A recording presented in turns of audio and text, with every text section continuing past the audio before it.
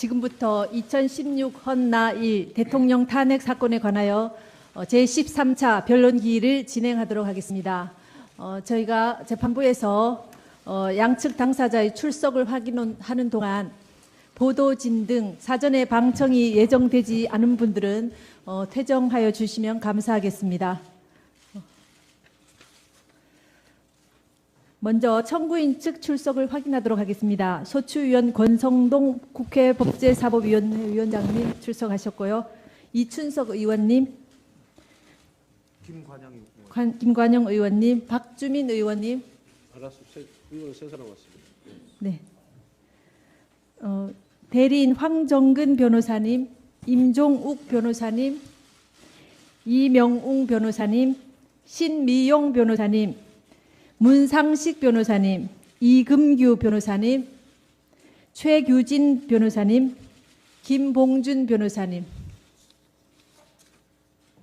김현수 변호사님, 불출석하셨습니까? 김훈 변호사님, 이용구 변호사님 출석하셨고요. 김현권 변호사님, 전종민 변호사님, 탁경국 변호사님.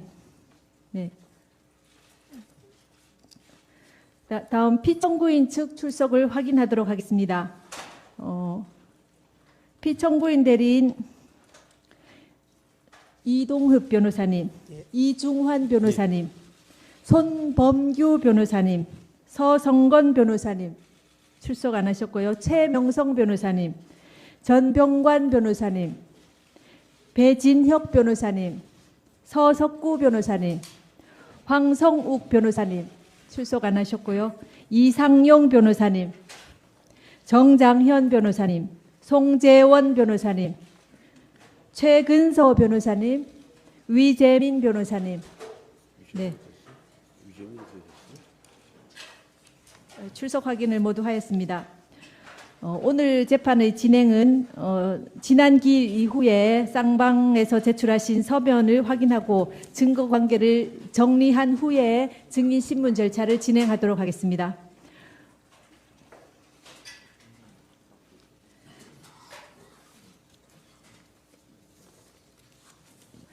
청구인 측에서는 2월 13일자 증거인부서 및 참고자료, 2월 14일자 김홍탁, 김형수 증인 관련 준비서면 제출하셨죠? 예. 네. 뭐 이 부분에서 추가로 진술하실 부분이 있으십니까?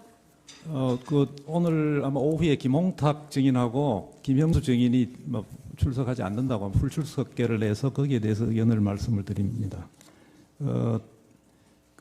김형수에 대해서는 검찰 조서가 3개가 있는데요. 그중에 1, 2회는 이미 채택이 돼 있습니다. 그리고 김홍탁에 대해서는 검찰에서 작성 제출한 진술서가 3개가 있고 김홍탁에 대한 검찰 진술조서가 하나 있는데 요 김홍탁에 대한 조서 4개는 형식은 이제 진술서, 진술조서로 구분되어 있는데 다 검사님이 입회를 해가지고 작성된 거고 그 4개 조서가 그 진술서하고 조서가 작성될 때 변호인이 다 입회를 했습니다. 그래서 이 김홍탁에 대한 진술서 3개하고 검찰 진술조서 이 4개의 조서가 채택이 되면 김홍탁에 대해서는 본인도 아마 불출석 신고서에서 더 이상 얘기할 게 없다고 하는 것 같고 그다음에 구체적으로는 진술 내용을 보면은 주로 포레카 인수 관련 그런 부분이어서 소추 사유하고도 그렇게 직접적인 관련은 없는 사람 같습니다. 그래서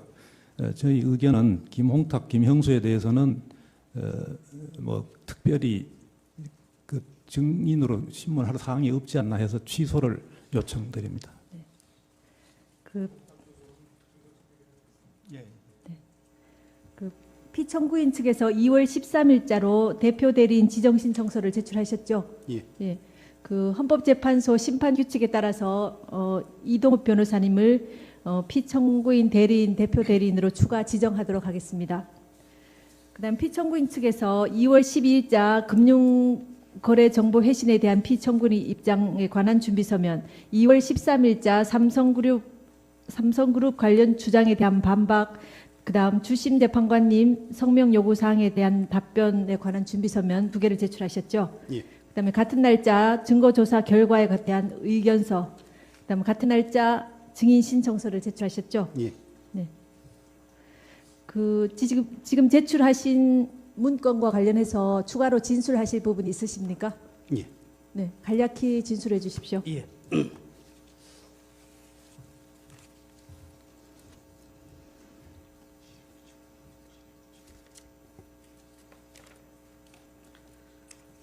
삼성그룹 관련 2016년 2월 6일자 청구인적 준비서면에 대한 반박 준비서면을 제출하고 그 핵심 사항을 구두로 본 법정에서 진술을 올리도록 하겠습니다.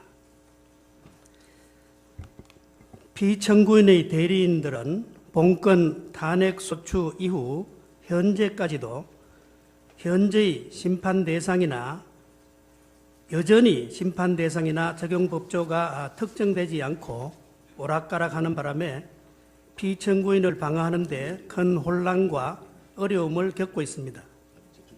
청구인적 대리인들의 2017년 2월 6일자 준비서면 소추 사유 2유형 중 삼성그룹 관련입니다. 이 준비서면도 그 전형적인 사례 중에 하나입니다.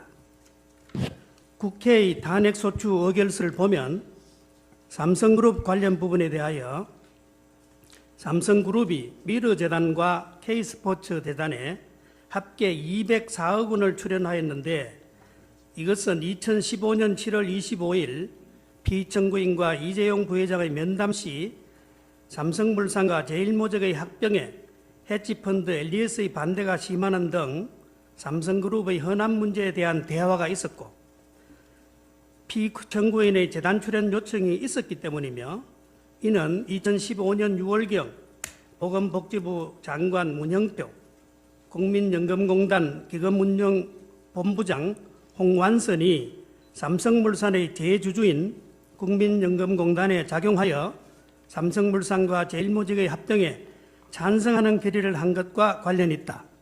따라서 피청구인에게 뇌물죄와 직권남용 강요죄가 성립하여 법률 위배에 해당되고 대통령의 권력을 남용하여 삼성그룹의 금품 출연을 강요하고 뇌물을 수수함으로써 법치국가 원칙을 파괴하고 기업의 재산권을 침해하여 헌법을 위반하였다고 적시되어 있습니다. 그런데 이 2월 6일자 준비서면에는 피청구인과 삼성그룹의 관계에 대하여 정유라 성마특혜 지원 지시 운운하면서 원래의 소추 의결서에 포함되어 있지 않았던 새로운 사실관계를 기재한 뒤에 헌법 제46조 3항에 위반된다라고 주장하고 있습니다. 헌법 제46조 3항은 국회의원은 그 지위를 남용하여 국가, 공공단체 또는 기업체와의 계약이나 그 처분에 의하여 재산상의 권리, 이익 또는 직위를 취득하거나 타인을 위하여 그 취득을 알순할 수 없다는 내용입니다. 아마 청구인 측에서는 검찰의 최순실, 안종범에 대한 공소장을 근거로 피청구인을 뇌물죄, 직권남용죄 등 법률 위배 사유를 기초로 하여 탄핵 소추를 하였다가 헌법재판소의 심판 과정에서 뇌물죄 등 범죄 혐의를 인정할 만한 증거가 거의 없다는 사실을 알게 되자 당황한 나머지 당의 소추 사유의 불비를 메우기 위하여 부득이 국회의원의 헌법상 의무임이 명백한 헌법 제46조까지 무리하게 들고 온 것이 아닌가 생각됩니다. 당초에 충분한 조사와 증거 확보 없이 시작된 무리한 졸속 탄핵 소추를 계속 유지하기 위하여 억지 논리로 새로운 법리를 창설하려는 것이 아닌가 의심됩니다. 하지만 헌법 제46조는 문자 그대로 국회의원에게 부과된 헌법상의 의무이고 대통령에게는 우리 헌법이 별도로 헌법 수호 업무라든지 국가 독립 영토 보전 업무라든지 겸직 금지 의무, 평화통일 노력 의무 등을 규정하고 있습니다. 그런데 국회의원에게 부과된 의무가 대통령에게도 적용 또는 준용된다는 규정도 전혀 없는 상황이어서 대통령인 피청구인에게 헌법 제46조 소정의 직무상 의무가 있다고 보기는 어려울 것입니다. 물론 공무원인 대통령에게도 당연히 청렴 의무가 있는데 이는 형법과 국가공무원법 등에서 뇌물과 부패 행위를 금지하고 위반 시 형사처벌 또는 징계처분을 부과하고 있기 때문이지 헌법 제46조가 규정한 국회의원의 청렴 의무가 준용되기 때문은 아닙니다. 정부인 측 대리인들이 준비서면에 기재한 사실관계는 객관적 증거에 의해서 입증되지도 않고 설사 그런 내용이 일부나마 인정된다 하더라도 뇌물죄가 성립되지 않는 이상 원래의 소추 사유가 이유 있다고 보기는 어렵다고 생각합니다. 그 이유를 설명드리면 아래와 같습니다. 헌법 제65조와 헌재법 48조는 대통령이 그 직무집행에서 헌법이나 법률을 위반한 경우는 국회가 탄핵소추를 의결할 수 있다라고만 규정되어 있습니다. 그런데 과거 노무현 전 대통령 탄핵 사건에서 헌법재판소는 대통령이 그 직무집행에서 헌법이나 법률을 위반한 경우라 하더라도 대통령을 파면하기 위해서는 대통령의 파면을 요청할 정도로 헌법 수호의 관점에서 중대한 법 위반 또는 국민의 신임을 배반한 행위가 있어야 한다고 하였습니다. 그런데 헌법 수호의 관점에서 중대한 법 위반이란 자유민주적 기본 질서를 위협하는 행위로서 법치국가의 원리와 민주국가 원리를 구성하는 기본 원칙에 대한 적극적인 위반 행위를 뜻하는 것이고 대통령의 파면을 요청할 정도로 국민의 신임을 배반한 행위란 예컨대 뇌물수수, 부정부패, 국가의 이익을 명백히 행하는 행위가 그 전형적인 예라고 하면서 그 사례로서 대통령이 헌법상 부여받은 권한과 지위를 남용하여 뇌물수수, 공금횡령 등 부정부패를 하는 경우라든지 공익실현의 의무가 있는 대통령으로서 명백하게 국익을 해야 하는 활동을 하는 경우라든지 대통령이 권한을 남용하여 국회 등 다른 헌법기관의 권한을 침해하는 경우 등의 대통령이 그런 경우에는 대통령이 자유민주적 기본 질서를 수호하고 국정을 성실하게 수행하리라는 믿음이 상실되었기 때문에 더 이상 그에게 국정을 맡길 수 없을 정도에 이르렀다고 보아야 한다고 판시한 바 있습니다.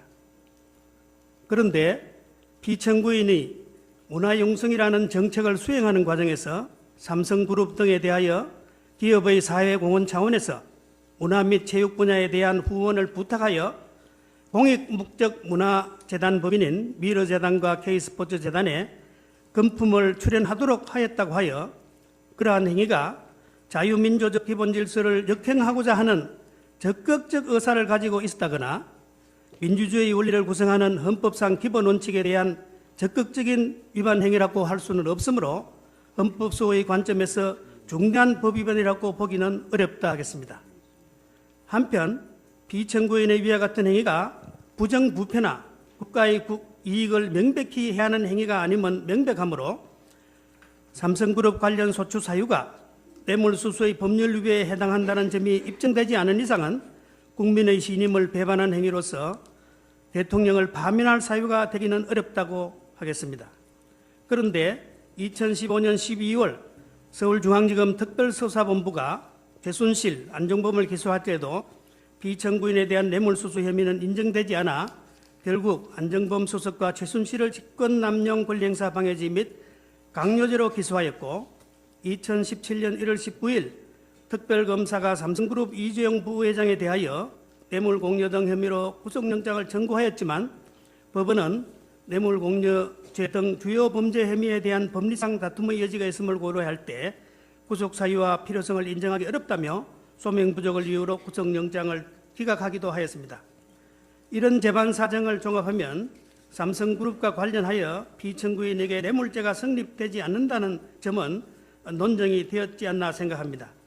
따라서 비청구인에 대하여 뇌물죄가 성립되지 않는 이상 소추 의결서 중 삼성그룹 관련 소추 사유는 이유 없다고 하겠습니다.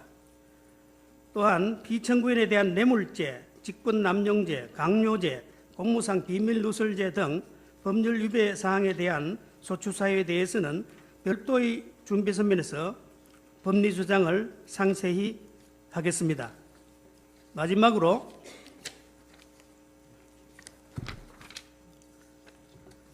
피청구인은 대통령 취임 이후 형제 자매마저 부정부패에 연루될 것을 우려하여 청와대에 출입하지 못하도록 조치하였고 주변 감독에 나름대로 엄정하게 대처했습니다.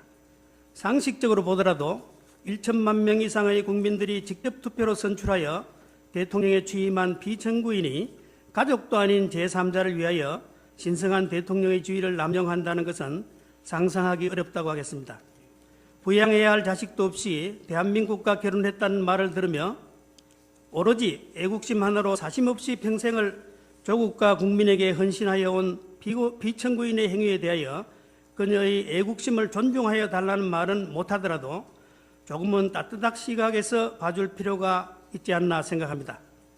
아무리 권력 주변에 기생하면서 자신들의 이권을 노리며 호가호위하는 무리들이 있었고 그들을 사전에 제거하지 못한 피청구인의 잘못은 따끔하게 나무라야 하겠지만 그러한 피청구인의 가오는 헌법상 임기가 엄중하게 보장되는 대통령의 직에서 파면할 정도의 잘못은 아니라고 생각합니다. 감사합니다.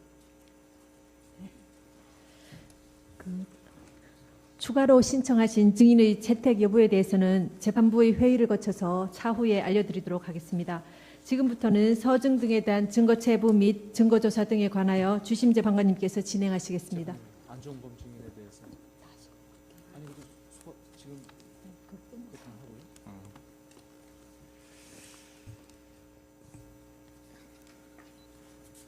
예, 이동욱 변호사님이 오셔서 이제 변론을 하시니까 정말 좀 이제는 형사재판 같지 않은 모습이 보여지는 것 같습니다. 그동안은 너무 이 사건이 지금 대한민국 대통령의 탄핵 여부를 다루는 엄중한 사건인데 마치 무슨 대통령이 피고인인 것처럼 재판이 진행이 돼서 매우 안타까웠습니다. 근데 앞으로는 그런 모습이 좀 아니도록 진행이 되었으면 하는 그런 바람입니다. 먼저 그동안 제출된 것을 확인드리면 2월 10일자로 중앙지검에서 그 문서송부 촉탁에 대해서 회신이 왔습니다. 녹취록하고 녹취 파일이 다 왔고요. 녹취록은 청구인 측에서 갑자 167호증으로 오늘 제출하셨죠? 예, 제출했습니다. 예. 서증이 제출됐으니까 서증을 먼저 좀 확인해야 될 것 같습니다. 지금 청구인 측에서 제출한 156호증부터 오늘 제출된 167호증까지 이제 인부를 아직 안 하고 계신데요. 어떻습니까? 한번 차회 인부하도록 하겠습니다. 지난번에도 차회로 넘기셨는데 사실 다 별거 아니거든요. 뭐 저 156호증은 그 청와대 경내 사진들 뭐 이런 뭐 약도 뭐 이런 것도 156호증은 동의하도록 하겠습니다. 그러시죠? 예. 나머지도 뭐 다 뭐 국민연금 회의록 저 보도 자료 뭐 설립 연락 예, 157호증 동의하도록 하겠습니다. 다 동의하셔도 될 것 예. 같아요. 167호증은 어떻습니까? 녹취록. 녹취록 서면으로 냈습니다. 녹취록을요? 녹취록 말고 166호증까지 다 서면으로 동의서를 냈습니다. 아 그러시는가요? 예, 예. 의로증 동의. 오늘 제출된 녹취록에 대해서도 동의하도록 하겠습니다. 그러시죠? 예. 네, 그렇게 하시면 될 것 같고요. 의로증에 대해서도 지금 의제 20호증부터 29호증까지는 다 동의한다고 예. 서면으로 내주셨고요. 그 다음에 이제 지난 2월 6일자 준비 서면에 의제 15호증을 첨부해 내신 게 있어요. 그게 재단법인 미르 현판식이나 뭐 이런 관련들인데 아마 변호인들이 여러분이시니까 이미 의제 15호증은 제출이 됐는데 아마 착각을 하신 것 같습니다. 의제 15호증이 중복이 되어 있습니다. 그래서 그 재단법인 미르 관련된 의제 15호증은 의제 30호증으로 정정하시면 될 것 예, 같습니다. 그렇게 해주십시오. 그러시죠? 예. 그 2월 6일자 준비 서면에 제출된 첨부된 의제 15호증이라고 예, 예. 기재된 게 있습니다. 그게 뭐 예. 재단법인 미르 관련된 예. 뭐 보도 자료하고 현판식 사진인데 다 동의하셔도 예, 될 것 동의합니다. 같습니다. 예. 그래서 지금 그러면 오늘까지 제출된 가포증과 의로증에 대해서는 지난번에 증거조사된 것을 제외하고 아직 증거 인부가 안 된 부분은 양측에서 모두 동의한 것으로 정리하겠습니다. 그리고 증거조사는 지금까지 우리 관례대로 이미 다 읽으신 것이기 때문에 일일이 제시하지 않고 각자 열람하신 것으로 대체하고자 하는데 이해 없으시죠? 예, 이해 없습니다. 그럼 서증조사는 이렇게 해서 마치도록 하겠습니다. 증인 안봉근 씨가 출석을 못 하신다고 이렇게 하신 것 같은데요. 예. 네. 어제 오전까지만 해도 출석할 거라고 기대를 했었는데 오후에 출석하지 않겠다고 근데 연락이 왔습니다. 철회하시는 걸로 예, 정리하시죠. 처리하도록 네. 하겠습니다. 증인 안봉근 씨는 그럼 철회하는 것으로 정리를 하겠습니다.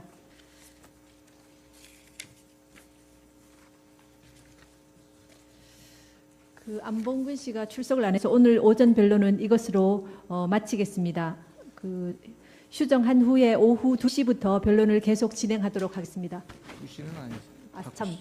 그 김홍탁 증인도 2시에 지금 출석을 못한다고 불출석 사유서를 제출하셨습니다. 그래서 2시 기일을 3시로 변경해서 3시부터 이 증인 심문 절차를 진행하고 오후 재판을 진행하도록 하겠습니다.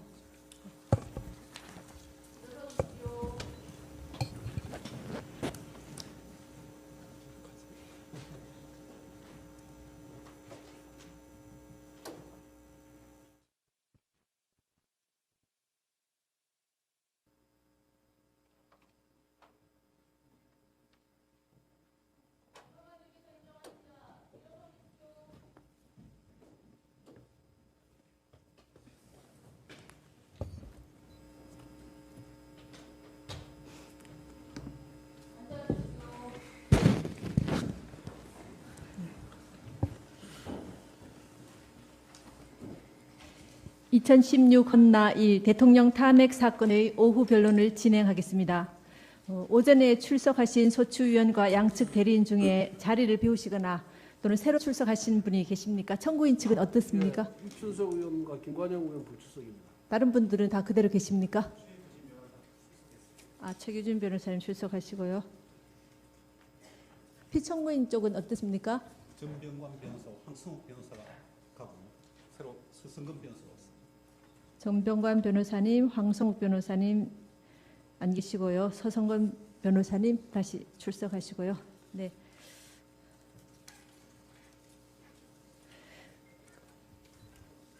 그 증인 신문 절차로 들어가겠습니다. 이기우 씨 나오셨습니까? 네, 나오십시오.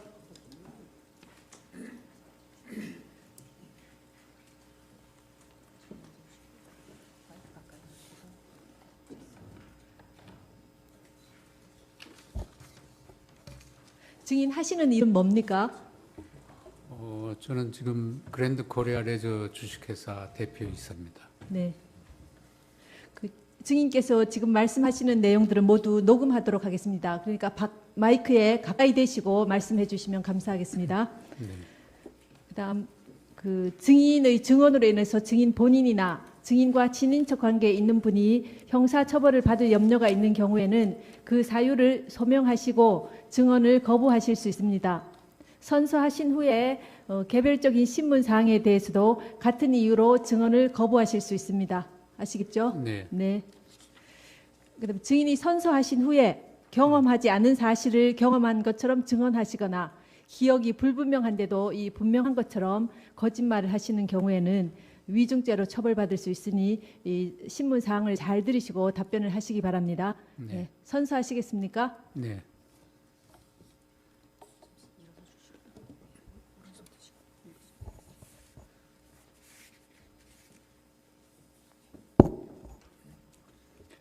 선서 양심에 따라 숨김과 보탬 없이 사실 그대로 말하고 만일 거짓말이 있으면 위정의 벌을 받기로 맹세합니다. 증인 이기우. 네, 앉으십시오. 피청구인 대리인 쪽에서 어느 분이 신문하시겠습니까? 네, 최명성 변호사 신문하겠습니다. 네. 신문 시간은 어느 정도 30분 예상하십니까? 30분요? 네.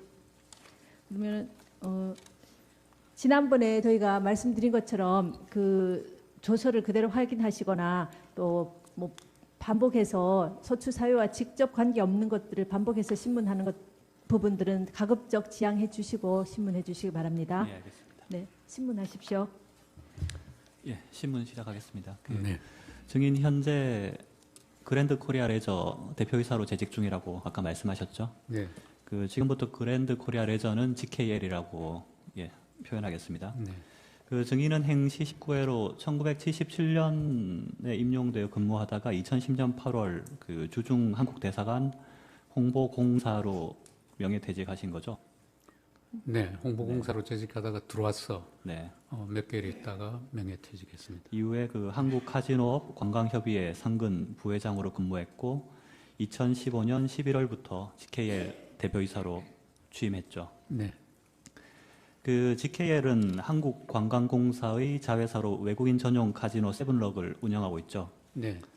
그 GKL은 카지노 산업을 활성화시키고 그 이익금으로 관광 인프라 구축 등 사회공헌 활동을 위해 설립된 공기업이죠. 네. 그 GKL은 구체적으로 어떤 사회공헌 활동을 하고 있습니까? GKL은 지금 창립 한 11년 정도 됐는데요. 그 창사 이후에 카지노업을 해서 이제 수익 창출한 걸 사회공헌 활동을 쭉 해오다가 2014년에 그 사회공헌 사업이 이제 점점 더 중요해지고 커지면서 2014년에 GKL 사회공헌재단을 설립했습니다. 별도로 문체부 산하의 공익법인으로.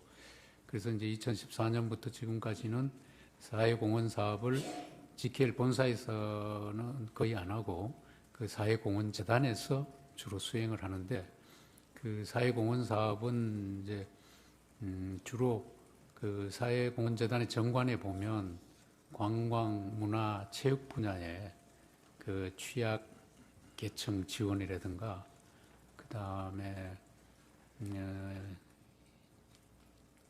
그 인재 육성 사업 또 지역의 취약 계층 지원 이런 사업들을 주로 하고 있습니다. 예, 한 가지만 추가로 묻겠습니다. GKL에서 연간 사회공헌을 위해서 그 활용하는 자금 예산은 어느 정도입니까? 예, 그 사회공헌재단 기금이 연간 100억 수준이었는데요. 금년 2017년부터는 105억으로 증액을 했습니다. 사만 묻겠습니다. 그 전임 임병수 대표이사 시절 GKL에서 장애인 수영팀을 창단하려고 준비 중이었다고 하는데 그런 사실이 있습니까? 제가 이제 2015년 12월부터 실질적으로 근무를 했는데 근무하고 한 달 좀 지나서 업무 파악하고 이제 업무 보고 받는 과정에서 그 한 팀에서 이제 보고 내용의 일부로 그 스포츠팀을 그 장애인 수영팀을 창단하려는 일이 있었습니다 하는 정도로 제가 보고를 받았습니다. 그러면 현재 장애인 수영팀은 창단이 안 된 거죠? 네. 그 뭐 중단된 이유가 있습니까? 그 특별한 이유는 제가 와서 이제 제가 부임하기 전에 있었던 일이고 제가 와서는 바로 그 지금 이제 창단된 장애인 펜싱팀 창단하는 그 과정에 있었기 때문에 장애인 수영팀을 왜 창단을 못했는지 안 했는지 여기에 대해서는 제가 잘 모릅니다. 사항 질문하겠습니다. 그 GKL은 카지노라는 사행 산업을 통해서 수익을 창출하고 있었기 때문에 사회 환원에 대한 사회적 요구가 평소에도 좀 많았죠. 네. 그래서 국정감사에서도 항상 그 GKL의 사회 환원 활동이 주된 관심사였죠. 네, 그런 편입니다. 의원들이 뭐 그런 사회 환원에 대해서 요청을 많이 했던가요? 늘 그 사회공헌 사업의 예산을 늘려라. 또 때로는 장애인 팀, 스포츠 팀을 창단해라 이런 요구가 있었습니다. 아까도 말씀드렸듯이 금년에 이제 100억에서 105억으로 그 증액한 이유도 그 사실은 그런 요구 사항을 반영해서 증액을 했습니다. 그 평소에 사회 환원 활동의 일환으로 장애인 스포츠단 창단에 대한 요구가 국회 차원에서도 평소에 있었던 얘기인가요? 이전부터? 제가 있을 때 구체적으로 저한테 그런 요구한 적은 없습니다. 없으나 그런 요구가 있어 왔다는 것은 제가 이렇게 알게 되었습니다. 그 때문에 그 GKL에서 현재 모굴 스키팀을 운영 중이죠. 네, 모굴 스키팀은 창단한 지가 한 4, 5년 정도 됐습니다. 그런데 그런 사회 환원에 대한 요구 때문에 전임 그 대표이사께서도 추가로 장애인 수영단 창단도 준비하셨고 뭐 그렇게 볼 수 있는 건가요? 글쎄요, 아마 그 전체적인 뭐 흐름은 그런데 장애인 수영팀을 왜 창단하려고 그랬는지, 네. 왜 취소가 된지 그 부분은 제가 그 크게 관심을 두지 않고 모르고 네, 있습니다. 알겠습니다. 그 안종범 수석과 통화 관련해서 질문하겠습니다. 네. 증인은 2016년 1월 24일경 안종범 수석과 통화를 한 사실이 있죠? 네, 있습니다. 안종범 수석으로부터 전화가 먼저 온 건가요? 네. 그 전화가 그날이 1월 24일로 기억하는데 그날이 일요일이었습니다. 근데 이제 제 전화에 모르는 전화번호가 떠서 부재중 전화가 있길래 누가 전화했나 하고 있었는데 조금 있으니까 문자가 왔습니다. 그 문자에 그 청와대 안종범 수석입니다. 통화 한번 하시죠. 이렇게 문자가 왔길래 번호를 확인해 보니까 같은 번호였습니다. 그래서 제가 바로 그 리턴콜을 했더니 해서 이제 안종범 수석하고 통화가 됐습니다. 그 당시까지는 안종범 수석과는 전혀 알지 못하는 네. 사이였던 거죠. 예. 그 당시 안종범 수석이 WK와 매니지먼트 계약을 체결해서 뭐 스포츠팀 장단하고 운영하면 좋겠다 이런 취지로 얘기를 했던 건가요? 네, 그날 통화는 이제 제가 전화를 드렸더니 네, 청와대 안종범 경제수석입니다 하면서 인사를 하면서 그 블루케이라는 스포츠 매니지먼트사가 있는데 GK에서 스포츠팀을 창단해서 그 블루케이하고 같이 운영해보는 게 어떻겠습니까? 한번 검토해 보십시오. 이런 내용으로 전화를 통화를 했습니다. 추가로 한 가지 묻겠습니다. 그 안종범 수석이 GKL의 스포츠팀 창단을 얘기한 건 뭐 이전부터 GKL에서 스포츠팀을 창단하고자 하는 그런 움직임이 있었기 때문인가요? 그런 걸 알고 하는 얘기였나요? 그는 아닌 것 그건 같습니다. 예. 다음 묻겠습니다. 그 안종범 수석이 구체적으로 뭐 배드민턴 팀, 펜싱 팀 이런 얘기를 한 건가요? 아니면 그냥 추상적으로 스포츠 팀 창단해서 뭐 해보라는 취지로만 얘기를 했던 건가요? 제 기억에는 그냥 스포츠 팀으로 이렇게 이야기한 것 같습니다. 랑은 생략하고요. 그 막 묻겠습니다. 그 당시 안종범 수석 얘기를 들었을 때 뭐 증인도 공익을 위해 스포츠 팀 창단하자는 그런 취지에는 공감을 했던 건가요? 그런 생각보다는 그 안종범 수석이 그때 통화를 하면서 그 블루케이의 대표로 있는 조성민과 그 전화번호를 문자로 찍어주겠습니다. 이러고 전화를 끊었거든요. 네. 그래서 이제 문자가 왔는데 그 조성민 대표 이름과 전화번호가 있어서 저는 그 스포츠팀을 이 사람하고 만나서 장단할 건지 여부를 판단해야 되겠다 그런 생각이 주로 있었고 그게 주였고 그 다음에 이제 그 후로 계속 저는 이제 청와대 경제수석이 전화한 일이라 심적인 부담을 많이 갖고 있었습니다. 6항 묻겠습니다. 그 당시 안종범 수석이 WK를 어떤 회사라고 소개를 했습니까? 그냥 스포츠 매니지먼트사라고만 얘기했습니다. 그 말고는 구체적인 얘기는 따로 안 했고요. 네, 안 했습니다. 7항은 7-나항만 묻겠습니다. 당시 안종범 수석이 조성민 대표 연락처를 가르쳐주면서 조성민 대표가 어떤 사람이라는 설명도 했었나요? 아니요, 일체 없었습니다. 아, 그냥 네, 문자로 연락처는, 네. 조성민하고 전화번호 이렇게 왔습니다. 8항 묻겠습니다. 그 안종범 수석이 이 스포츠팀 장단과 WK와 용역 계약 체결 이게 그 피청구인인 대통령 뜻이라고 명시해서 이야기한 사실이 있습니까? 제 기억에는 그러지는 않았습니다. 네. 9항 묻겠습니다. 그 증인은 검찰에서 안종범 수석 얘기가 표현은 그렇게 강하지 않았습니다. 라고 진술했는데 이 표현이 그렇게 강하지 않았다는 게 구체적으로 어떤 의미인가요? 그러니까 통화했을 때 그 느낌인데 그러니까 반드시 창단하십시오. 뭐 이렇게 하는 게 아니고 그냥 창단 한번을 협의해 보십시오. 이런 정도로 창단 예. 협의해 보라는 정도로 예. 들었습니다. 네. 그 조성민 대표와의 미팅 관련해서 묻겠습니다. 그 증인은 조성민 대표를 언제 어디서 처음 만났습니까? 그 2016년 1월 28일 그 삼성동 인터컨 커피숍에서 처음 만난 겁니까?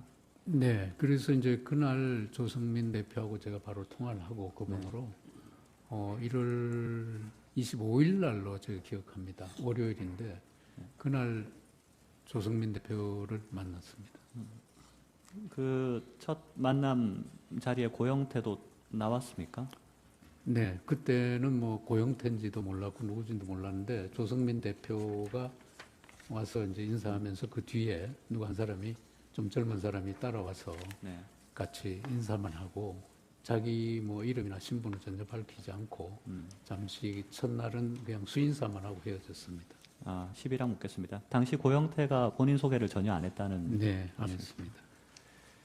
그 그때뿐만 아니고 네. 그 후로 제가 몇 번을 같이 이 조성민 대표와 만났는데 일체 자기 신분이나 이름이나 뭐 이런 건 절대 밝히지 않았습니까? 10이랑은 다항만 묻겠습니다. 그 고영태가 본인을 소개하지 않은 이유에 대해서 알고 있습니까?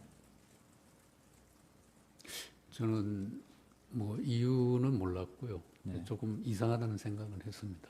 그 증인은 조성민 대표에게 고영태가 누군지 따로 물어보지는 않았습니까? 물어봤습니다. 뭐라고 물어봤는데 하던가요? 조성민 대표도 얘기해주지 않았습니다. 그래서 제가 이상하게 생각하게 됐습니다. 네. 12항 묻겠습니다. 그 당시 조성민 대표와 고영태는 어떤 관계로 보였습니까? 그 정신구 윤리경영팀장은 검찰에서 상하 관계는 아니고 평등한 관계로 보였다라고 진술했는데 대표와 직원 관계로 보이던가요? 아니면 뭐 평등한 대등한 관계로 보이던가요? 그러니까 조성민 대표가 이제 저하고 주로 이제 카운터파트가 돼서 몇 번 만났는데 그 자리 항상 이제 그 고영태가 따라오긴 했는데 그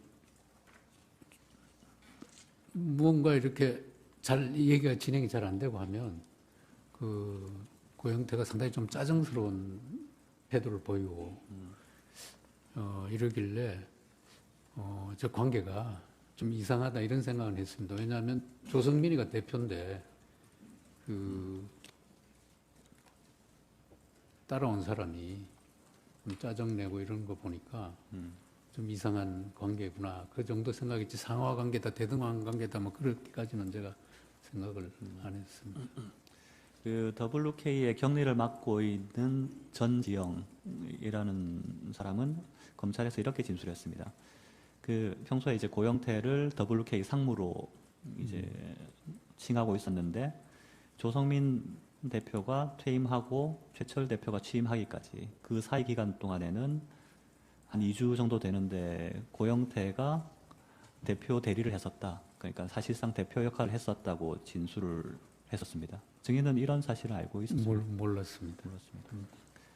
그 아까 말씀하신 것 같은데 그 이 미팅에 임하는 고영태의 태도가 어땠습니까? 그러니까 제가 이제 조성민 대표하고 고영태를 만난 게 한 서너 번 정도밖에 안 됐습니다. 초기에. 그러고는 이제 실무자가 계속 만났었는데 제가 처음에 서너 번 만날 때 그러니까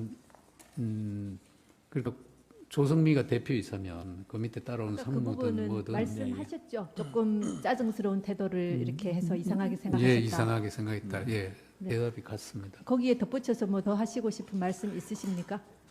아니요, 없습니다. 네. 13항 질문하겠습니다. 그 조성민 대표가 증인에게 그 어떤 제안을 한 건가요? 그 매년 80억 정도 비용이 소요되는 남녀 성인 배드민턴 팀 그리고 펜싱 팀 창단하고 WK와 용역을 체결하자 뭐 이런 제안을 했던 건가요? 네, 그렇습니다. 그리고 당시에 조성민 대표로부터 그 80억 세부 지출 항목이 작성된 그 제안서도 받았던 거고요. 네, 제안서를 이제 실무자를 통해서 실무자가 저한테 가져왔었습니다. 네, 나항 다항은 생략하겠습니다.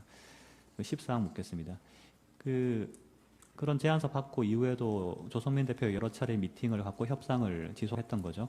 네, 그런데 이제 국가계약법상 WK가 수의계약은 체결할 수 없고 공개 입찰을 해야 해서 좀 문제는 있었고요. 네.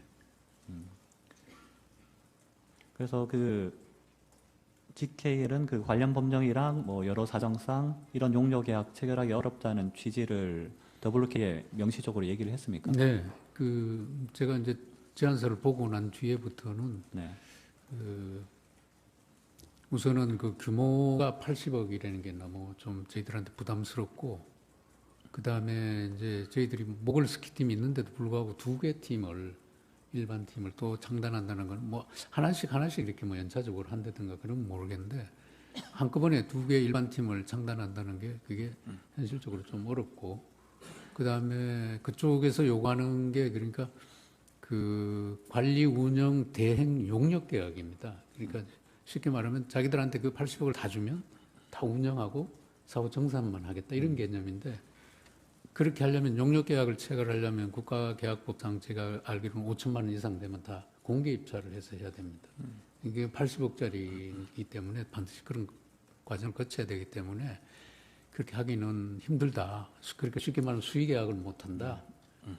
이렇게 해서 그걸 계속 거절해 왔더랬습니다. 제가 이제 몇 번 만날 때도 그랬고, 그 후에 실무자가 만날 때도 계속 그 내용으로 그걸 못 한다고 거절했었더랬습니다. 그렇게 계속 거절하니까 듣고 있던 고영태가 중간에 투덜대면서 이게 왜 안 되냐 이런 식으로 네, 하기로 한 적이 있나요? 예, 뭐 그런 반응을 제가 만났을 때도 뭐 보였던 것 같고, 저 이제 실무자 정신구 팀장 아까 말 그 사람이 만날 때도 그렇게 좀 짜증스럽게 왜 그 못하냐고. 그러다가 뭐 화를 내고 그 회의장을 박차고 나간 적도 있나요? 그렇게까지는 모르는데 하여튼 좀 굉장히 좀 짜증스럽게 예, 그렇게 한 것 같습니다. 예. 그 김종 차관과 미팅 관련해서 몇 가지 묻겠습니다. 네. 그 증인은 이 WK와 협상이 진척이 없자 김종 차관에게 뭐 이런 걸 상의한 적 있죠? 뭐 WK와 협상이 안 되고 있어 힘들다라는 취지로 김종 차관에게 얘기를 한 건가요? 예, 그 이제 처음에 제가 그 안종범 수석의 전화를 받고, 그 다음에 바로 그 블루케이에서 이제 80억 규모의 그 창단 제안을 받고, 이거는 너무 좀 규모도 크고 힘들겠다 싶어서 혼자 사실은 상당히 고민을 했습니다. 상당 기간. 왜냐하면 제가 그때 부임한 지가 2달 정도밖에 안 됐습니다. 사장으로. 그래서 회사 전반적인 사정도 파악이 안 된 상태에서 그런 그 큰 제안이 들어오고, 그래서 혼자 고민하다가 안 되겠어. 어차피 저희 GKL의 주무부처는 문체부고, 그 다음에 스포츠 관련은 그 2차관 소관입니다. 그렇게 쉽게 말하면 그 김종 차관은 저희 직속 상관이 있는 셈이죠. 그래서 제가 어느 날 김종 차관한테 그걸 털어놨습니다. 이런 일이 있었다. 증인이 먼저 제가 먼저 연락을 얘기했습니다. 했다는 예. 예. 어차피 뭐 창단이 되든 안 되든 뭐 조그맣게 하든 말든 그거는 김종 차관 문체부가 어차피 알아야 되기 때문에 제가 김종 차관한테 먼저 그 얘기를 털어놨습니다. 그 김종 차관과 평소 아는 사이는 아니었던 거죠? 김종 차관은 제가 부임하고 처음 뵀습니다. 예, 처음 이제 인사로 그 당 차관님한테 인사드리러 갔을 때 처음 뵀습니다. 그 16항은 나항부터 묻겠습니다. 그 당시에 그 증인 얘기를 듣고 그 김종 차관이 뭐라고 하던가요? 김종 차관은 그 당시 이미 WK 조성민 대표를 만나서 WK나 조성민 대표를 알고 있었던 것 같은데 증인한테 그런 얘기를 했었나요? 일체 없었습니다. 그런 얘기를 일철 안 하고 그냥 듣고만 있었던 건가요? 제 얘기를 듣고 그래요? 제가 그럼 그 친구들 한번 볼게요. 그래요? 하고 본인이 좀 나서서 중재를 해보겠다는 그 친구들 한번 볼게요. 중재하겠다 뭐 이런 얘기보다 한번 보겠다. 그렇게 얘기했습니다. 다항입니다. 그 김종 차관이 안종범 수석에 대해서는 따로 얘기를 하지는 않았습니까? 네, 안 했습니다. 그 증인은 어쨌든 그 당시에 김종 차관한테 얘기를 할 때 안종범 수석으로부터 연락이 왔다는 얘기도 한 거죠. 네, 이렇게 했습니다. 그 17항 묻겠습니다. 그 조성민 대표는 2016년 2월 25일 그 김종 차관이 GKL과 협상이 잘 진행되지 않는 걸로 알고 있는데 장애인 펜싱 팀을 창단하는 게 어떠냐라는 취지로 제안을 했다고 합니다. 이런 사실 알고 있었습니까? 저는 몰랐습니다. 그 당시 김종 차관이 그 조성미 대표한테 바로 장애인 펜싱 팀으로 하라고 제안을 한 건지 아니면 그런 겁니까? 아니면 뭐 증인과 그 조성민 대표 사이를 여러 번 오가면서 그냥 중재 역할을 한 겁니까? 아마 제가 이제 그 일반 팀 2개를 창단을 못하겠다고 그러면서 그 조성민 대표한테 만약에 GKL이 창단한다면 그 우린 장애인 팀을 하나 만드는 게 좋겠다. 장애인 팀을 만들면 만들지 일반 팀은 이렇게 크게 못 만든다. 이런 제안을 제가 몇 번 한 적이 있습니다. 그리고 아마 그 얘기도 김종 차관한테 제가 했지 않나 싶습니다. 예. 그래서 김종 차관이 그걸 조성민 대표에게 전달한 것 같다라는 건가요? 예, 뭐 제가 아까 말씀드린 게 그게 맞다면 아마 그렇게 이루어진 것 같습니다. 그 다음 묻겠습니다. 그 언론에는 김종 차관이 증인에게 뭐 적극적으로 가이드라인을 제시했다, 뭐 이런 식의 기사가 나오는데 증인이 조언을 구한 겁니까? 아니면 김종 차관이 증인에게 어떤 가이드라인을 제시를 한 겁니까? 그게 이제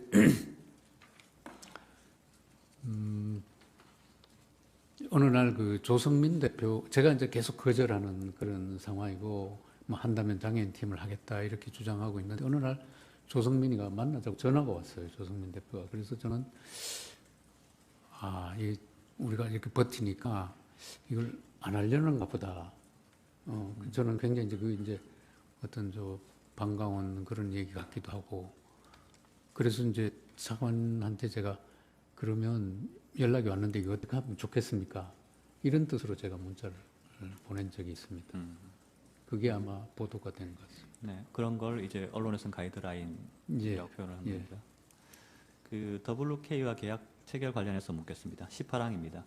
그래서 결국 GKL은 2016년 5월 11일 그 WK 그리고 그 장애인 선수들과 WK가 선수들 에이전트 권한을 갖는 장애인 펜싱 실험팀 그 선수 위촉 계약을 체결한 거죠. 네. 그래서 계약에 따라 그 장애인 펜싱 선수들 3명에게 각 2천만 원씩 전속 계약금이 지급됐고요. 네, 선수들한테 줬습니다. 그 50%는 이제 WK가 가져가는 구조였죠. 근데 그거는 저희들이 처음에는 전혀 몰랐습니다. 예. 그 나중에 나중에 알고 보니까 검찰 조사 다 이제 계약 체결할 때 계약서에 그런 내용은 저희들 계약에는 그런 내용이 없습니다. 네. 예. 19항 묻겠습니다. 그 당시 WK는 장애인 선수들 통장도 가지고 있었다고 하는데 증인 이러한 사실 알고 있습니다. 저희 전혀 몰랐습니다. 그 WK 경리 전지영은 이런 얘기를 했습니다. 그 장애인 선수들 통장을 최철 대표의 금고에 넣고 관리하고 있었는데 이후에 그걸 고영태한테 전달했다. 그런데 이유는 이제 그 이후에는 그 통장이 어떻게 됐는지 알지 못한다. 이런 취지로 진술했는데 증인은 이런 사실을 모르나요? 네, 모릅니다. 저는 그 통장이 있는지도 모릅니다. 그 GKL 소속 선수들 월급 통장인데 그 따로 GKL에서는 전혀 몰랐던 겁니까? 아니요. 제가 알기로는 월급 통장은 별도로 선수들이 갖고 있는 걸로 알고 있습니다. 예, 전속 계약금 통장. 예, 전속 계약금도 보내주고 봉급도 보내주는 네. 통장. 그 통장을 WK가 관리했다는 사실을 전혀 몰랐다는 말이죠. 예, 몰랐습니다. 네. 그 GKL은 이 계약을 작년 8월경에 해지를 했죠. 네. 그 해지한 이후에 이제 고영태가 이 선수들한테 지급돼야 될 3천만 원을 돌려줬는지 여부에 대해서는 따로 확인한 바가 있습니까? 없습니다. 이상입니다. 네. 네. 송 변호사님, 어떤 사항 신문하시겠습니까?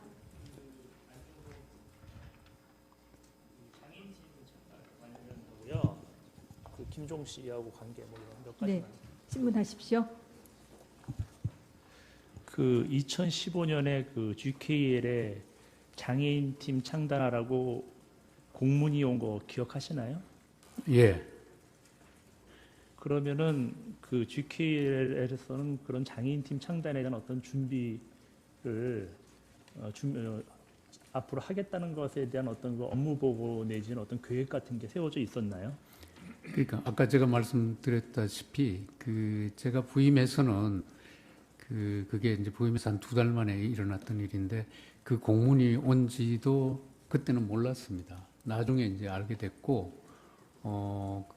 그 공문은 뭐 장애인 무슨 팀을 만들어내는 게 아니라 장애인 팀을 하나 창단했으면 좋겠다는 요청 공문인데, 그 공문이 왔다고 해서 꼭 뭐 장애인 팀을 저희 지켈에서 뭐 창단을 하려고 그러지는 않았던 걸로 저는 알고 있습니다. 피청구인께서 예. 장애인 팀 창단하는 것으로 어떻게 기대를 하고 계셨을 수도 있는 상황이었나요?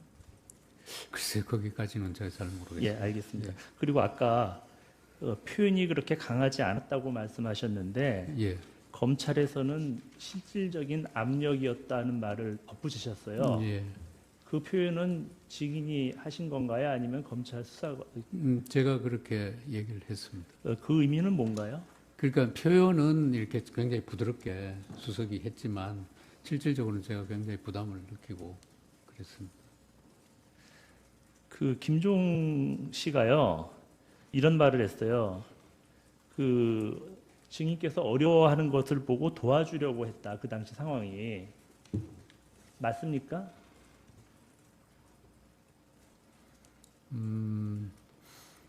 제가 김종 차관한테 아까 저 혼자 좀 고민하다가 틀어놓고 했을 때는 순수하게 제가 진짜 좀 도움을 받고 어차피 또 그쪽에 알아야 되니까 그렇게 얘기는 했습니다. 네. 그런데 김종 차관이 어떤 생각을 가진지는 저는 확인할 못했습니다. 먼저 털어놓으셨다고 그랬는데 예.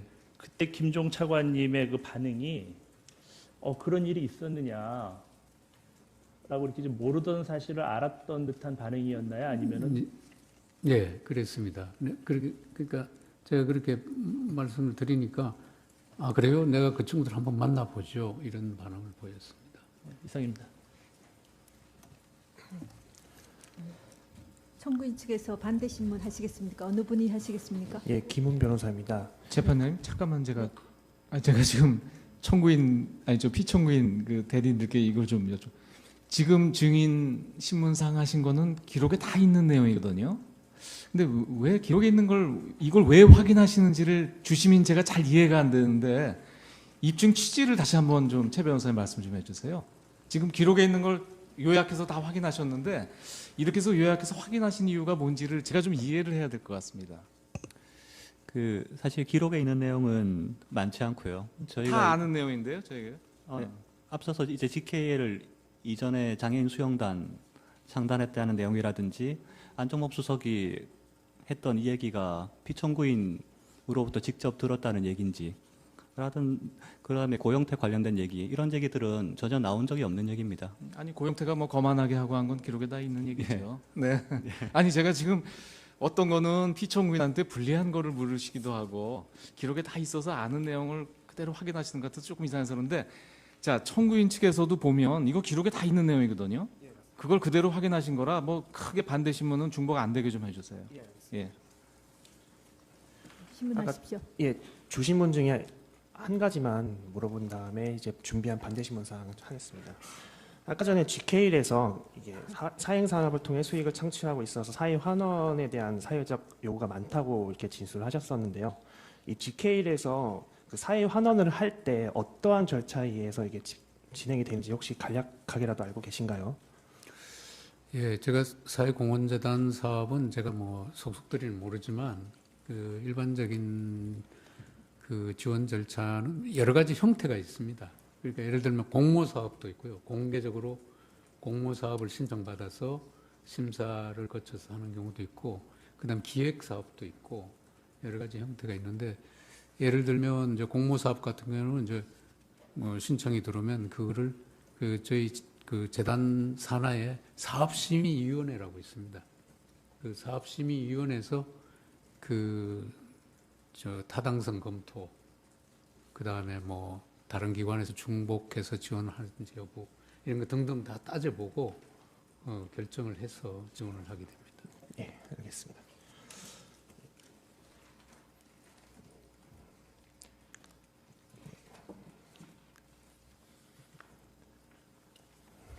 증인이 검찰에서 한 진술조서 제시하겠습니다. 제 51호증에 250증 확인을 한번 확인해 주시면 혹시 뭐 검찰에서 진술한 대로 기재되어 있는지 뭐 본인이 직접 확인을 해볼지 처음 보시고 예.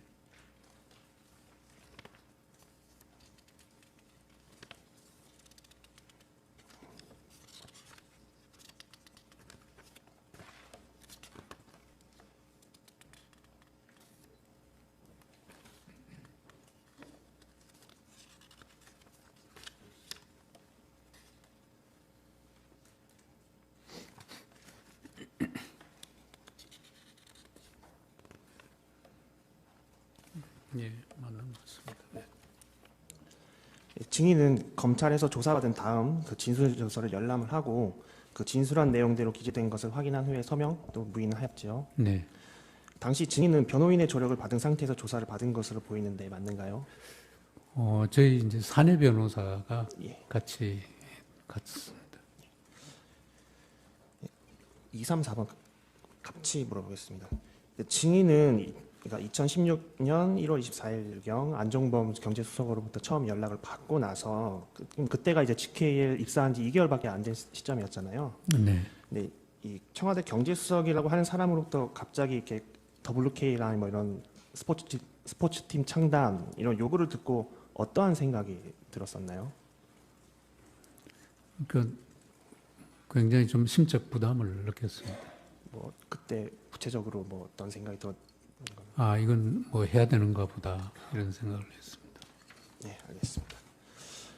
증인이 GKL에서 일하면서 이 청와대로부터 비슷한 취재 요구를 받은 사실이 있나요? 그 일 외에는 없습니다. 예.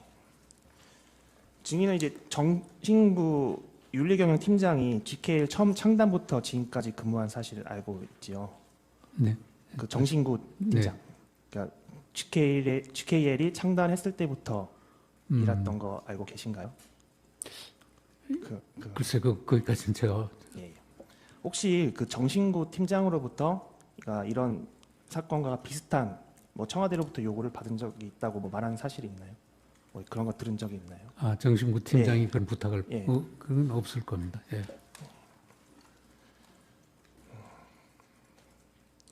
8번, 9번, 10번, 11번 다 생략하겠습니다. 그 GK에서 스포츠팀 창단 제안서를 받았을 때 그 형태나 구성은 어땠는가요, 혹시?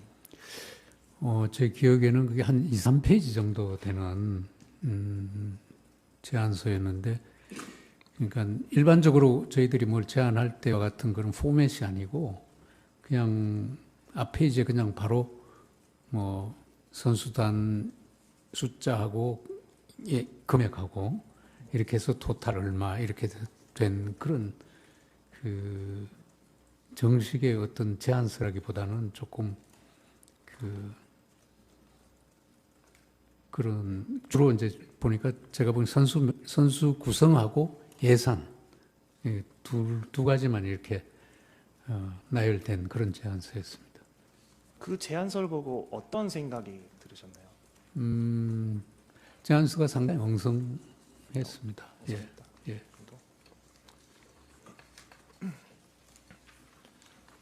14, 15번 생략을 하고 16번 가겠습니다. 뭐 GKL에서 보면은 어쩌면은 이런 WK의 제안서가 뭐 아까도 뭐 무리한 제안서였다 이렇게 말씀하셨는데 이걸 단칼에 자르지 못한 이유가 뭐 있나요? 그거는 뭐 청와대 수석 전화를 받았기 때문에 그랬습니다. 17번 생략하겠습니다. 18번, 19번, 20번, 21번 다 생략하겠습니다. 22번, 23번, 24번 생략하겠습니다. 이제 증인이 이제 GKL이랑 WK랑 이제 협상 과정을 계속해서 이제 김종 차관한테 보고한 것으로 보이는데요. 그렇게 계속 보고한 이유가 있나요? 특별한 이유가? 그러니까 이제 아까 제가 말씀드렸듯이 처음에는 좀 혼자 어떻게 해보려다가 안 되고 뭐 걱정이 되고 해서 이제 김종 차관한테 결국 보고를 하고 그 다음에 조금 있다가 이제 장애인 스포츠팀으로 이게 압축이 돼 갑니다. 그러니까 장애인 스포츠팀 창단하는 과정에서는 제가 김종 차관한테 자주 보고도 하고 어떻게 하면 창단할 수 있는지 그런 자문이라고 그럴까? 뭐 그런 것도 받고 지침도 받고 그렇습니다. 증인이 김종 차관한테 보낸 문자 메시지 하나만 보여드릴게요.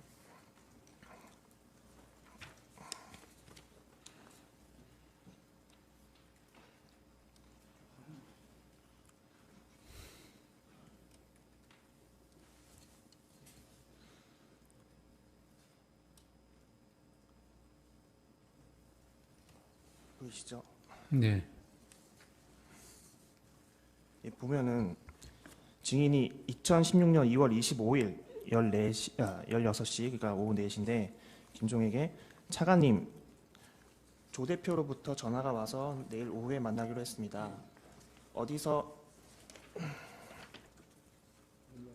연락을 받은 것 같습니다. 그래서 접근 방법을 지침, 가이드라인을 주시면 추진이 순조로울 것 같습니다. 이기우 드림. 이러한 내용으로 문자를 보낸 것으로 보이는데 맞는가요? 예, 제가 보냈습니다.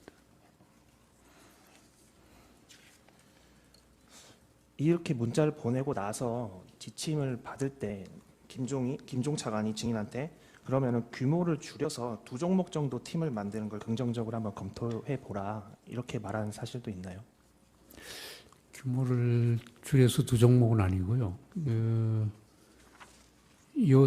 요 시점인지 그 후인지는 모르겠는데 장애인 팀을 이제 저희들은 만들기로 블록회의하고 대충 이렇게 합의가 됐는데 그 김종 차관이 장애인 팀하고 배드민턴 일반 팀도 하나 더 만들면 어떻겠냐 이런 얘기는 있었던 걸로 기억합니다. 아까 전에 문체부에서 2015년 9월 8일자로 공문을 보고를 받으셨다고 했었는데 혹시 이거 켜주시겠습니까?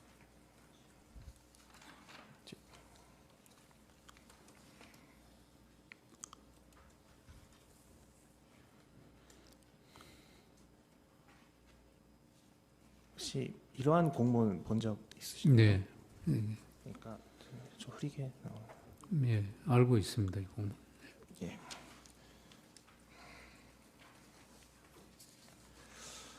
네, 31번 생략하겠습니다.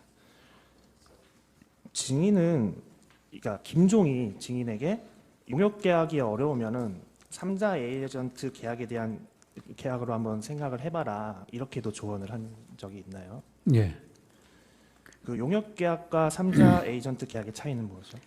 그러니까 이제 용역 계약이라는 거는 아까 말씀드린 대로 관리 운영 대행 계약, 대행 용역 계약인데 그러니까 모든 경비를 그쪽 에이전트한테 주고 그쪽 에이전트가 선수 관리하고 모든 걸 하고 그 예를 들면 저희들이 10억을 주면 그 10억을 사후에 정산하는 개념이고 저희들이 이제 모글스키단도 그렇게 운영을 안 했는데 저희들이 직접 이렇게 집행을 합니다. 매 사업을 훈련 그 국제대회 참가 이런 거 등등 저희들이 집행하고 하는 건데 그러니까 용역 대행 계약은 아까 말씀드린 대로 그게 만약에 5천만 원 이상 되면 저희들이 수의 계약을 못 하게 되어 있습니다. 그래서 장애인 스포츠팀도 그게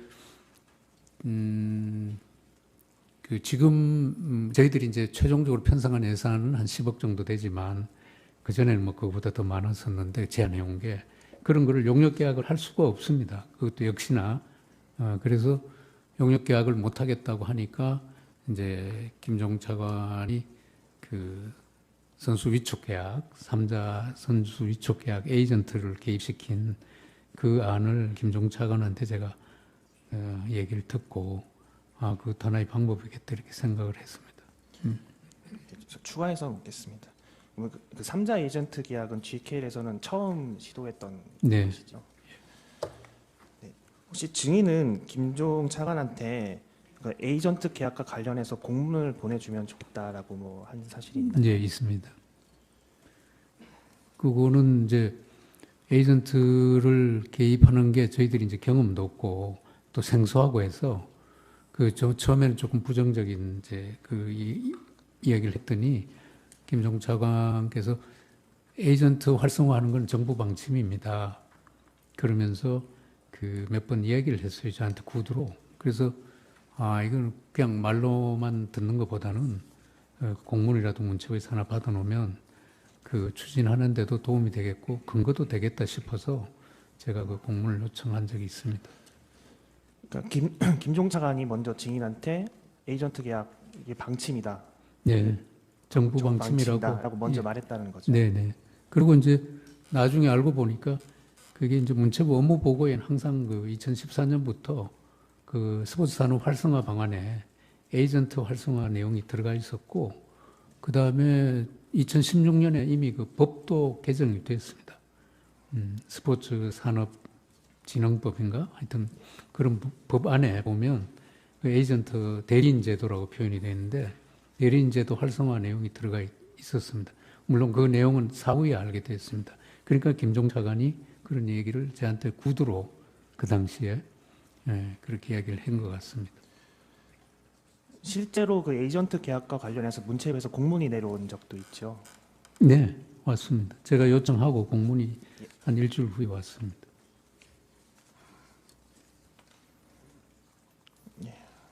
나머지는 다 생략하겠습니다. 더 신문하실 사항 없으시죠? 네, 그러면 저희 재판부의 재판관님들께서 질문을 드리도록 하겠습니다. 새로운 사실이 나온 게 없어서 특별히 여쭐 건 없는데요. 그냥 네. 궁금한 거 한두 가지만 여쭙겠습니다. 예. 지금 WK는 종전에 전혀 모르던 회사를 네. 이제 안정범 수석한테 말씀을 듣고 이제 처음 만나보신 거죠? 예. 그 직원이 만나보신 그 조성민 대표하고 또 이름은 몰랐지만 같이 나왔던 고용태라는 사람 그리고 여직원 하나 이렇게 3명밖에 없는 회사라는 건 혹시 아셨습니까? 몰랐습니다. 이게 이 상당히 어떻게 보면 GKL로서는 큰 계약건인데 그 상대 회사에 대해서 뭐 파악해보거나 그런 절차를 취하지 않으신 이유는 뭡니까? 그게 이제 구체화되면서는 저희들도 파악해 보려고 노력을 했습니다. 근데 처음에는 그냥 조성민 대표와 그 지금 이제 알게 된 고영태가 그 또 대표이사고 조성민이가 해서 직원들이 제법 되는 줄 알았습니다. 처음에는. 아니 그 제 말씀 뭐냐면 네. 이렇게 GKL 예산에 비추어 보면 지금 이런 규모의 계약이면은 그렇게 소소한 계약은 아니지 않습니까? 네. 예, 대표이사께서 직접 관여해야 되는 의미 있는 계약일 텐데 네. 그러면 보통 상대방 회사가 어떤 회사인지 정도는 알아보고 계약하는 게 보통 상식 아닙니까? 그러니까요. 저희들이 이제 계약 예를 들면 이제 나중에 장애인 스포츠팀 창단할 때는 그런 걸 다 파악을 했습니다. 근데 초기에는 계약을 뭐 하겠다는 뜻이 아니었으니까 그러니까 계약할 당시에는요. 그 장애인 스포츠팀 계약할 때는 저희들이 그 계약의 구비 서류들이 있지 않습니까? 예. 그 법인 등록증이나 뭐 그런 거 다 그 요구해서 다 확인했었습니다. 근데 자본금도 별로 크지도 않고 네. 예, 직원도 별로 없는 회사인데 예. 그래도 계약을 하신 이유는 결국은 안종범 수석이 추천했기 때문인가요? 뭐 그걸 전혀 부인하지는 않겠습니다. 근데 이제 워낙 처음에 이제 큰 걸 저희들이 거절하고 지연시키고 그러다가 아니 경위가 문제가 아니고 예. 하여튼 계약할 때는 상대방 회사도 알아보고 계약하는 네. 게 일반적인 상식이고 네네. 지금 확인해 보면은 직원도 얼마 없고 자본금도 1억밖에 안 되는 작은 회사인데 네. 이렇게 큰 GKL이 계약한 거는 지금 상식적으로 생각하면 안종범 수석이 그 추천을 했기 때문에 했나 보다 이렇게 추측이 되거든요. 네, 큰 흐름은 그게 맞는데 네. 그 장애인 스포츠팀은 사실은 그 규모가 굉장히 작습니다. 선수 3명에. 아니 뭐 중요한 내용은 아닙니다. 예. 뭐 지금 이미 다 쌍방 양측 대리인들이 이미 저희들이 다 알고 있는 내용만 확인했기 때문에 그냥 저도 그냥 한번 궁금한 거 몇 가지만 확인하는 거예요. 네. 예. 불편하시면 답변 안 하셔도 됩니다. 김종 차관은 취임 후에 처음 봤다고 말씀하셨죠? 네. 그러면 만나기는 처음 만났지만 그 전에는 알던 사이는 아닙니까? 근데 이름도 모르고 전혀 모르는 네. 분입니까? 이름은 뭐 한두 번, 왜냐하면 저도 문체부 출신이니까 네. 그 뭐 차관이 누가 와 있다는 정도는 뭐 그런 정도만 하셨습니까? 예. 근데 또 근데 여기 김종 차관이 얘기했던 거 어디 보면 증인을 김종 차관이 추천을 했다 이런 얘기가 나오던데요. 예, 그건 왜냐하면 예. 그 아까 말씀드렸듯이 그 김종 차관이 저희 GKL의 직속 차관입니다. 그러니까 당연히 실무자들이 추천하든 누가 하든 김종 차관은 다 거치게 돼 있습니다. 아 누가 했든지 간에. 네네. 예. 혹시 증인은 그 최순실로 알려져 있는 최서원 씨를 아시나요? 모르시고요. 예. 이 최서원 씨가 증인 대표이사 임명에 관여가 됐는지 여부 이런 것도 전혀 모르시겠네요. 예, 몰랐습니다. 예. 마지막으로 이거 한 가지만 여쭤보겠습니다. 김종 차관 진술에 보면 증인하고 지금 아까 말씀하신 안종범 수석하고 통화하셨다는 게 1월 25일이라고 말씀하셨거든요. 1월 24일. 1월 24일. 예. 그리고 1월 26일인가 김종 차관이 증인을 만난 것으로 되어 있습니다. 근데 두 분이 만난 건 아니고 뭐 무슨 다른 몇 분들하고 플라자 호텔이었나 힐튼 호텔인가 어디 호텔에서 만나서 식사를 했다고 이렇게 되어 있거든요. 1월 26일이요? 예, 그 전화하시고 바로 다음 날인가 그렇습니다. 다음 날 바로 하여튼 연이어서 만나셨던 걸로 되어 있는데 그건 기억 안 나세요? 제 기억이 1월 26일은 기억이 없습니다. 아니 아까 왜 이걸 여쭙냐면 이 경제수석 얘기를 듣고 이 스포츠팀 창단하는데 너무 과한 요구를 해서 고민하다가 이제 김 차관한테 이제 상의를 했다 말씀하셨는데 예. 그 전화 받고 한 이틀 만에 만나신 때가 있어서 그때도 그 상의를 했는지 궁금해서 여쭙는데 그건 기억이 안 그 나시는 만난 기억도 없고요. 뭐 설사 만났더라도 제 기억에는 그렇게 짧은 시간에 그런 얘기는 안 했겠군요. 예, 그 문제를 제 혼자 상당 기간 네. 고민을 했었습니다. 예, 알겠습니다. 예. 네, 저도 그냥 간단히 한두 가지만 묻겠습니다. 증인께서는 2016년 1월 24일 안종범 주석하고 통화를 했다고 하셨죠? 네. 그때 안 수석께서 WK하고 매니지먼트 계약을 체결하고 스포츠 팀을 좀 운영해라 이런 취지의 얘기가 있다고 증언하셨죠? 스포츠 매니지먼트 회사인 블루케이가 있는데 예, 그거랑 거기랑 계약을 체결하고 계약 체결하라는 말까지는 안 하셨던 것 같고 예. 그냥 GKL 스포츠 팀을 창단해서 같이 운영해 보는 게 어떻겠냐. 그때 심적 부담을 느끼셨다고 했죠. 네. 그리고 증인께서는 2016년 7월 11일 안종범 수석하고 또 통화를 했죠. 네. 그때 그 주된 내용은 어떤 내용이었습니까? 제가 안종범 수석하고 요건 관련해서 이제 그 처음에 그 전화하고 1월 24일하고 이제 아까 7월 며칠 딱 7월 11일 날 두 번 통화를 했는데 그때는 그냥 전화가 와서 그 장애인 스포츠팀 잘 운영되고 있습니까? 그래서 네, 그냥 잘 되고 있습니다.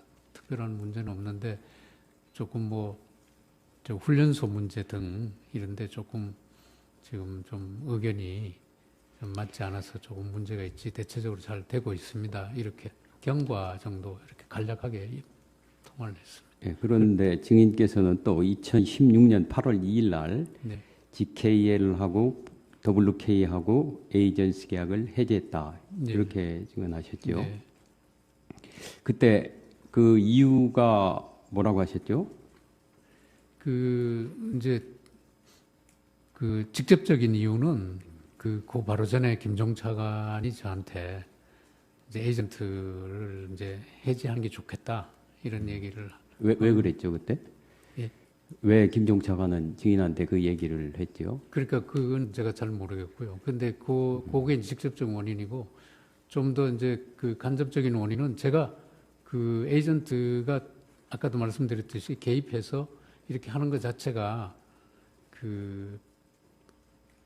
좀 마땅치 않았고 또 한 2달 정도 이렇게 운영해 보니까 선수 3명이고 비록 장애인이지만 굳이 에이전트가 해서 자꾸 이렇게 콩나라 판나라 또 피도 줘야 되고 이러니까 어떻게 하면 에이전트를 좀 이렇게 빨리 이렇게 해지하는 게 좋겠다 이런 생각을 제가 갖고 있었습니다. 그런 사이에 김종 차관이 7월 말쯤 저한테 그런 얘기를 해서 제가 잘 됐다 싶어서 그냥 이유도 물어볼 필요도 없었고 제가 바로 해지 조치로 들어갔습니다. 그런데 이때 안종범 수석한테 사전에 보고를 좀 했습니까? 저는 아까 말씀드렸듯이 안종범 수석하고는 딱 2번 통화가 있었습니다. 처음에 한가고 아까 7월 며칠 날 전화 와서 제가 장애인팀 잘. 근데 거기서 의문이 생기는 게요.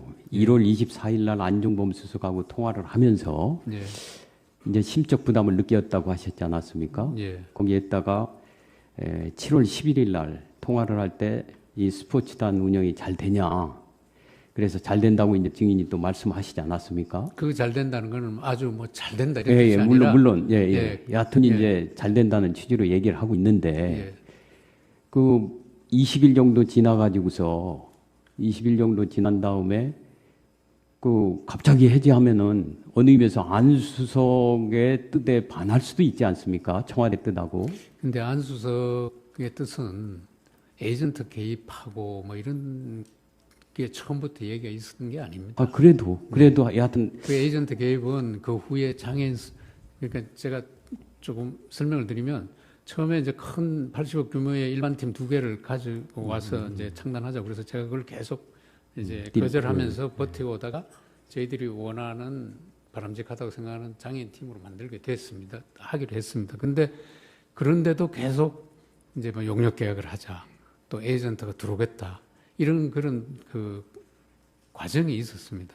그래서 저는 그 과정을 보면서 그 결국은 에이전트도 이제 마지막 들어왔는데 그 에이전트 개인마저도 저는 조금 못마땅하게 생각했기 때문에 그 안종범 수석하고 에이전트하고는 그렇게 연결이 사실은. 아, 그래도 여기에 뭐 물론 에이전트랑 그렇다 하더라도 이 더 블루케이랑은 안 수석이 여하튼 얘기를 하지 않았습니까? 잘 운영을 해봐라 이런 취지로. 그렇다고 한다면은 여하튼 더 블루케이랑 그 GKL에서 이 계약을 해지를 한다고 하면은 안 수석의 그 관심 사항인데 여하튼 더 블루케이하고 그거를 사전에 보고도 안 하고 했다는 건 이해가 안 돼요. 저는 그 안 수석의 처음에 창단하려는 굉장히 부담을 갖고 쭉 해왔지만 그때쯤 에이전트 해지할 때쯤에는 그 에이전트 해지하는 게 저는 더 저한테는 그럼 7월 그쯤에서 미리 얘기를 7월 11일 날 통화할 때 잘 되고 있느냐 스포츠 그 운영이 그때 좀 얘기 좀 해갖고 이런 좀 문제가 있다 그런 얘기를 하는 게 더 맞지 않나요? 그때까지는 제가 안종범 수석한테 이야기하고 싶지 않았습니다. 그냥 뭐 그런 대로 잘 돼갑니다 이 정도로. 그런데 왜 갑자기 20일 정도밖에 안 돼가지고서 그 아무 얘기도 없이 해제를 해요? 제 생각은 그래서 7월 11일 날 안종범 수석이 이제 그때 뭐 이제 최순실 씨 이런 게 이제 보도가 언론에 되니까 그 좀 문제가 있기 때문에 그 안 수석이 실질적으로 아까 뭐 그 밖으로는 그런 표현을 했을지 모르겠지만은요 실질적으로는 이 WK하고의 에이전시 계약을 해제하라 이런 취지로 전화한 것이 아닌가 하는 의문이 가서 그렇습니다. 아닙니다. 그건 전혀 아니고요. 그냥 잘 돼 가는지 물었고 제가 이제 몇 가지 이야기하니까 네 알겠습니다 이렇게 하고 끊었습니다. 잘 알았습니다.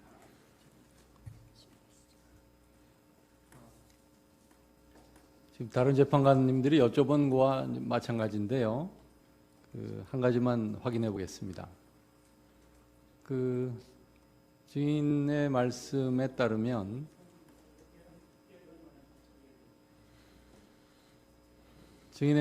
따르면 이 GKL은 이제 관광공사의 자회사이죠. 네. 그리고 관광공사는 문체부 산하에 있는 기업이죠. 네. 그러면 청와대에 관련된 기관이 있으면 교문수석실이 관련된 기관이죠. 네. 그러면 그 경제수석인 안종범의 뭐 이 지시를 받거나 협조 요청을 받을 관계는 아닌 거죠. 엄격히 보면 좁은 의미에서 보면 그럴 수 있는데 저는 그때는 뭐 경제수석도 그런 지시를 할 수 있다 이런 생각을 했습니다.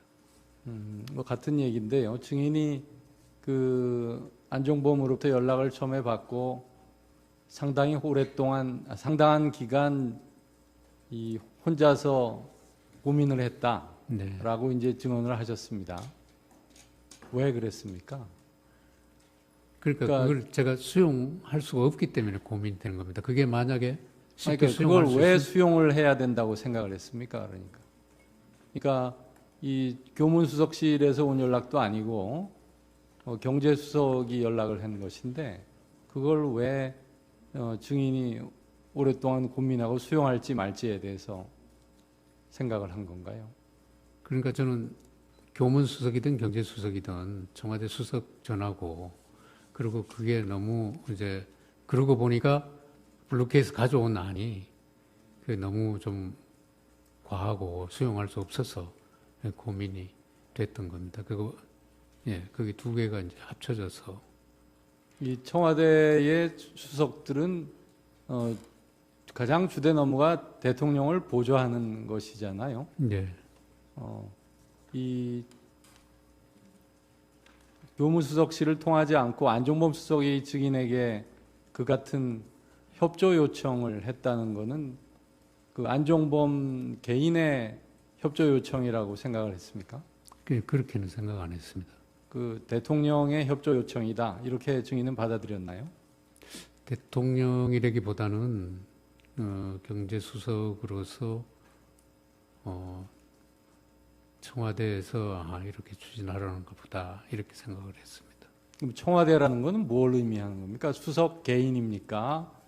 대통령까지 포함된 그런 기관, 국가기관인가요? 제가 왜 증인이 생각하는 건 뭡니까? 저는 왜냐하면 안종범 수석이 뭐 이 대통령 지시다 이랬으면 제가 이제 분명할 텐데 그런 말은 안 한 걸로 지금 기억이 됩니다. 그래서 이게 경제수석 얘기고 청와대에서 이런 무슨 움직임이 있나 보다 지시가 보다 이렇게 생각을 했습니다. 그러니까 그 경제수석 개인적인 건 아니고 경제수석이라는 지위에서 한다 하더라도 예. 그게 증인이 그렇게 고민할 일은 아닐 거라고 생각이 되는데. 글쎄요, 모르겠습니다. 제가 이제 조그만 공기업 사장이라 그런지 모르겠는데 청와대 수석 전화를 공기업 사장이 부담을 안 갖는다. 그거는 좀 저는 부담을 가졌습니다. 네, 알겠습니다. 예. 네.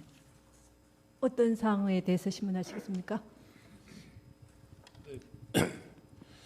그 녹취록이 갑자기 좀 생각난 부분이 있어서. 증인에게 신문하실 네네. 사항입니까? 예. 녹취록과 관련하여서요? 네네. 좀 갑자기 언뜻 생각이 나는 게 있어서. 네. 증인이 간단히 신문하십시오. 예, 알지 모를지는 잘 모르겠습니다. 그 녹취록에 보게 되면은 그 주식회사 예상의 류상용이라는 사람도 이 GKL에 관여된 것으로 이렇게 보이는 부분이 있던데 혹시 그 협상 과정에서 뭐 유상용이나 주식회사 예상 이런 것 들어본 적 없습니까? 금시총리.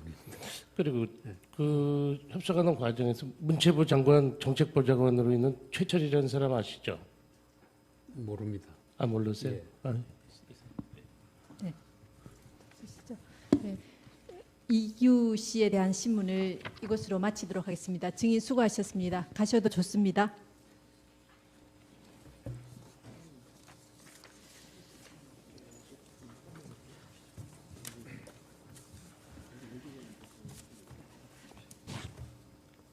그 증인 김홍탁 씨와 증인 김형수 씨는 그 불출석 사유서를 제출을 하셨습니다. 그 김홍탁 씨는 자기가 내일 본인의 형사재판이 있고 또 그 증인은 이 사건 탄핵 심판 사건에 관련해서는 아는 내용이 없다. 그러니까 그 자기의 그 형사재판에서 제출한 변호인 의견서에 적힌 대로 그것밖에는 알지 못한다라고 이렇게 제출을 하셨습니다. 그래서 그 이 김홍탁 증인이 수사기관에서 진술하신 조서에 대해서는 저희가 지난번에 모두 증거로 채택이 되었습니다. 그리고 오늘 그 자기가 알고 있는 내용을 다시 변호인 의견서를 첨부해서 제출을 했습니다. 그래서 저희 재판부에서 보기에는 이 이상 뭐 나오더라도 증언을 하시기는 어렵지 않을까 생각되는데요. 그 변호인 의견서로 대체를 하시는 것이 어떠실까요? 저희들은 견해가 좀 다릅니다. 김홍탁은 플레이그라운드의 실질적 운영자가 최순실이라는 전차에 사익을 취했다는 것인데 플레이그라운드의 대표인 김홍탁을 불러서 플레이그라운드 회사의 실질적 운영 형태, 이익 배분 등 실질적인 내용을 저희들은 꼭 확인하고 싶어 합니다. 그러므로 김홍탁에 대한 정의는 저희들은 유지했으면 좋겠습니다. 네, 알겠습니다. 그 지난길에 저희가 그 증인이 불출석하면 그 재판부에서 납득할 수 있는 사유가 아닌 한 재소하는 하지 않겠다고 이렇게 말씀을 드렸습니다. 지금 김홍탁 씨나 김형수 씨가 이 제출하신 사유를 보면 이 이 김홍탁 씨에 대해서 지금 신문하시고자 하시는 내용은 지금 저희가 증거로 채택한 여러 기록 조서들이나 또 신문한 증인 이런 여러 사람들에 대해 증언에 의해서 다 이 파악을 할 수가 있습니다. 그리고 김형수 씨도 재직 기간이 짧았기 때문에 이 내용은 잘 모른다고 하셨습니다. 그래서 이분들은 사실 그 핵심적인 증인이라고 보기 어렵기 때문에 저희 재판부에서 논의한 결과 이분들에 대해서는 지난번에 말씀드린 원칙 하에서 재소환하지 않기로 하고 이 증인들에 대한 증인 채택 결정은 취소하기로 하겠습니다. 그다음 어제 밤에 신청하신 증인 이진동, 최철 씨에 대해서 증인 신청을 하셨습니다. 그 증인 이진동 씨는 지난번에 한번 신청을 하셨는데 불채택이 된 증인입니다. 근데 지금 신청서를 보면 이 여러 가지 그 재단 관계나 이런 것들에 대해서 물어보시겠다고 하셨습니다. 그런데 이 재단 관계에 대해서는 직접적인 관계자들이 여러 차례 여러 사람이 나와서 이 법정에서 심판정에서 증언을 했고요. 그 서증에 의해서도 많은 부분이 이렇게 증거가 있습니다. 뭐 쌍방에 다 이렇게 유리한 부분과 불리한 부분이 다 있을 수가 있겠습니다. 그래서 이 이진동 씨는 직접적인 이 탄핵 소추 사유에 관련되는 증인이 아닙니다. 그리고 최철 씨에 대해서도 그 고영태 씨나 이름 그 최순실 씨가 최순실 씨 측이 최철 씨를 통해서도 여러 문건을 유출되었다 하는데 최철 씨로부터 유출된 문건은 이 사건 탄핵 심판 소추 사유가 아닙니다. 그래서 이 최철 씨에 대해서도 녹취록의 내용을 보면은 어떤 내용인지 저희가 알아볼 수가 있습니다. 그래서 이 이진동, 최철 증인에 대해서도 직접적인 탄핵 소추 사유에 관련되는 증인이 아니기 때문에 채택하지 않기로 재판부 회의 결과 그런 결정을 내렸습니다. 그래서 이 두 증인에 대해서도 채택하지 않겠습니다. 그다음 저희가 다시 한번 여기 계시는 모든 분들께 다시 한번 말씀드리겠습니다.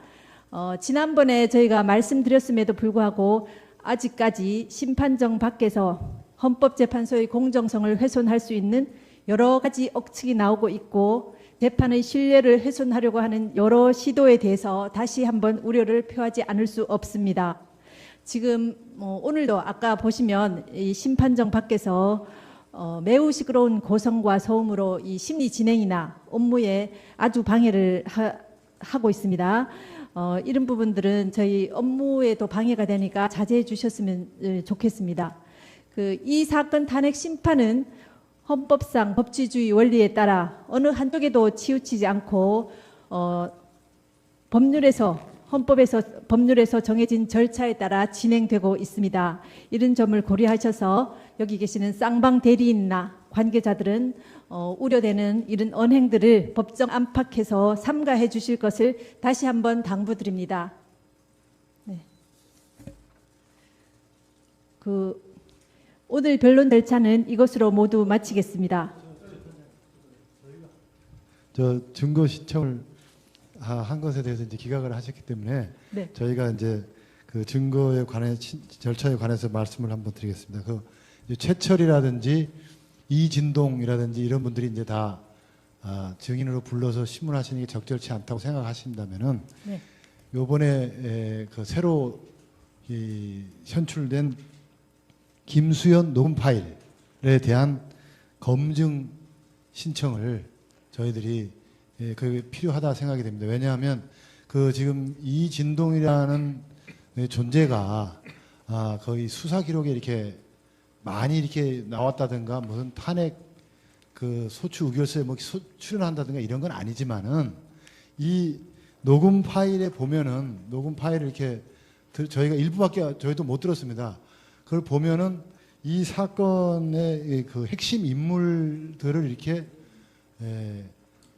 말하자면 이렇게 턴히 들여다보는 빅브라더 같은 존재고요. 그리고 이 사건이 세상에 이렇게 나오게 되게끔 그 언론 보도를 통해서 이렇게 말하자면 이 피청구인의 입장에서는 기습적인 이런 언론 보도들이 막 쏟아져 나오게끔 한 그 뒤에 배우 인물입니다. 그래서 이 이진동이라는 사람이 마치 트로이의 목마처럼 김수현이라는 사람을 최순실과 고영태에게 이렇게 보낸 사람입니다. 그래서 이것이 저희가 요컨대 이것이 정상적인 어떤 이 프로세스가 아니라 음험하고 어떤 그 기획적인 폭로 공작이 벌써 오래전부터 있었고, 그래서 순수하지 못한 동기에서 언론 보도도 상당 부분 조작되고 이렇게 해서 오늘까지 왔다라는 이런 것을 저희가 이제 수사 기록에 전혀 없는 내용이거든요. 네, 이런 말씀하신 취지는 잘 네, 알겠고요. 그 부분에 대해서는 저희 주심 재판관님께서 정리를 해주시겠습니다. 저 신청서를 내주세요. 그럼 다음에 저희들이 합의해가지고 결론을 내려드리겠고요. 지금 말씀하신 내용은 이미 청구인이 낸 증거들을 통해서 우리 재판부가 되게 알고 있는 내용입니다. 그래서 걱정하지 마시고요. 준비 서면이나 이렇게 정리해 주시면 될 것 같습니다. 그러니까 다시 말씀드리지만 지금 아마 양측 대리인들이 우리 재판부를 좀 못 믿으시는 것 같은데, 저희가 기록을 증거 능력이 있는 건 완전히 파악이 돼 있고요. 그 증거 조사를 위해서 어느 정도 기록이 봤기 때문에 지금 제가 보기에는 양측 대리인들보다는 우리 재판부가 더 잘 알고 있는 것 같습니다. 지금 말씀하시는 내용은 우리 재판부가 다 알고 있습니다. 이진동 씨 관련된 것은 오히려 청구인 측에서 낸 자료에 좀 들어 있습니다. 그러니까 걱정하지 마시고요. 그럼 저희가 검증 신청서를 내주시면 네, 그거는 재판부의 협의 사항이니까 다음 기일에 합의해서 결정해 드리도록 하겠습니다. 다만 그게 2,000건이나 되고 저희가 일부 내용을 이렇게 참고 삼아 봤더니 불필요한 게 굉장히 많은 건 알고 계시잖아요. 뭐 중국 음식 주문한 거부터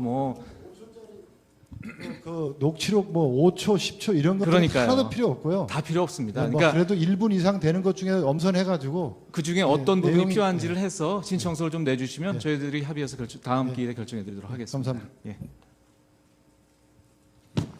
네, 그러면 오늘 변론 절차는 이것으로 마치겠습니다. 다음 기일은 2017년 2월 16일 목요일 오전 10시에 이곳 대심판정에서 속행하도록 하겠습니다. 다음 변론 기일에는 지난번에 고지해 드린 것처럼 오전 10시에 증인 김영수 씨에 대한 증인 신문을 진행하고요. 오후 2시에 증인 정동춘 씨, 오후 3시에 증인 이성환 씨, 오후 4시에 증인 김수현 씨에 대한 증인 신문이 예정되어 있습니다.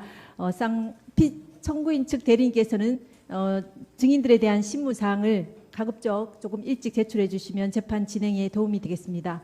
소추 위원님과 대리인들 모두 수고하셨습니다.